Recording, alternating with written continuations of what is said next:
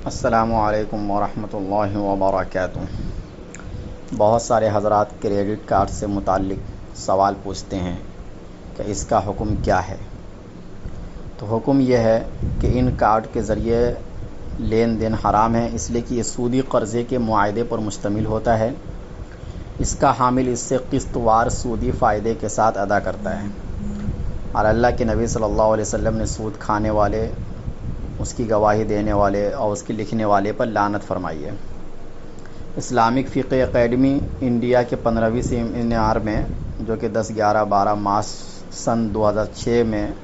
منعقد ہوا تھا، اس کا بھی یہی فیصلہ ہے کہ کریڈٹ کارڈ کی مروجہ صورت چونکہ سودی معاملے پر مشتمل ہے، لہذا کریڈٹ کارڈ یا اس قسم کے کسی کارڈ کا حاصل کرنا یہ جائز نہیں ہے۔ حضرت مولانا خالد سیف اللہ صاحب دامت برکاتہم فرماتے ہیں کہ حقیقت یہ کہ 15 روز کی مدت، بعض جگہ 1 مہینے یا 40 دن کی مدت کے بعد ادائیگی کی صورت میں جو زائد رقم ادا کی جاتی ہے وہ سود ہے۔ سود خور کی نفسیات یہی رہی ہے کہ پہلے قرض دو تاکہ لوگ ہنسی خوشی نعمت سمجھ کر اسے لے لیں، اور جب وقت پر ادا نہ کر سکے تو زائد ادائیگی کی شرط پر مہلت دے دو۔ زمانہ جاہلیت میں ربا کا یہی طریقہ مروج تھا، جسے ربا نسیہ سے تعبیر کیا گیا۔ مزید لکھتے ہیں کہ اس لیے حقیقت یہ کہ قرض پر لی جانے والی زائد رقم سود میں داخل ہے، سود کا لینا بھی حرام ہے اور دینا بھی، اس لیے کریڈٹ کارڈ کا حاصل کرنا اصولی طور پر جائز نہیں ہے، اور اس سے جو جائز سہولتیں متعلق ہے وہ ڈیبٹ کارڈ سے حاصل ہو جاتی ہے۔ اس لیے عام حالت میں اس کارڈ کے حصول کو ضرورت قرار نہیں دیا جا سکتا ہے۔ یہ خیال ہو سکتا ہے کہ اگر 15 دنوں کے اندر ہی رقم ادا کر دی جائے جس پر کوئی سود نہیں لیا جاتا تو جائز ہونا چاہیے، لیکن یہ بات درست نظر نہیں آتی، کیونکہ کسی معاملے کے جائز ہونے یا نہ ہونے کا مدار صرف نتیجے پر نہیں ہوتا بلکہ معاملہ طے پانے کی کیفیت پر ہوتا ہے۔ یہاں صورتحال یہ ہے کہ کریڈٹ کارڈ کا حامل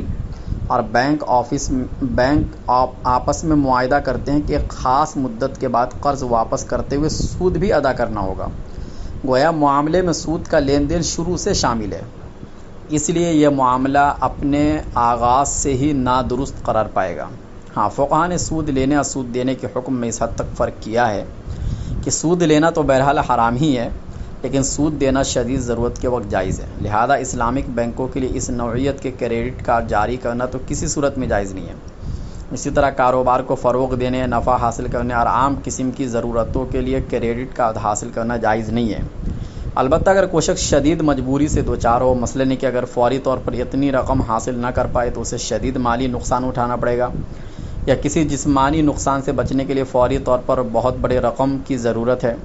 اور اس رقم کے حاصل کرنے کا کوئی اور ذریعہ نہیں، تو ایسی غیر معمولی مجبوری کی صورت میں کریڈٹ کارڈ بنوایا جا سکتا ہے،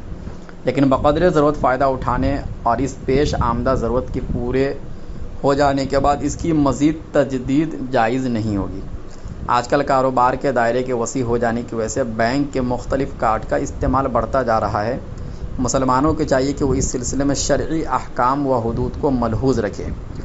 تو یہ تو حضرت مولانا خالد سیف اللہ صاحب دامت برکاتہم العالیہ کی رائے تھی، اور بینک سے جاری ہونے والے مختلف کارڈ کے شرعی احکام صفحہ 87 پر ان کا یہ مقالہ موجود ہے، اور اس کتاب کے اندر اور بھی بہت سے علماء کی رائے موجود ہے جو اس کے عدم جواز کے قائل ہے۔ بہت سارے علماء ہیں جو اس کو ناجائز ہی کہتے ہیں، جیسے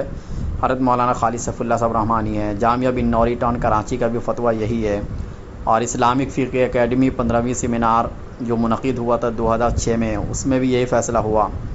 ایسے ہی دوسرے علماء مثلاً مفتی اعظم تیونس شیخ محمد مختار کا بھی ان کی بھی یہی رائے ہے، مولانا محمد اعظم ندوی، مفتی سید اسرار الحق سبیلی، مولانا خورشید انور اعظمی، مولانا برہان الدین سنبھری، مولانا زبیر احمد قاسمی، مفتی جمیل احمد نذیری، مولانا عبد الجلیل قاسمی، مولانا عبد اللطیف پالن پوری، یہ سارے جمہور علماء نے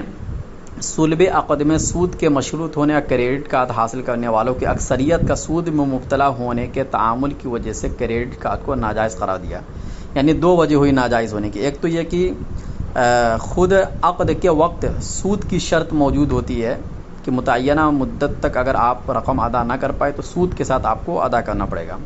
اور نمبر 2، عام طور سے جو لوگ یہ کارڈ لیتے ہیں تو اکثر وہ لوگ سود میں مبتلا ہو ہی جاتے ہیں،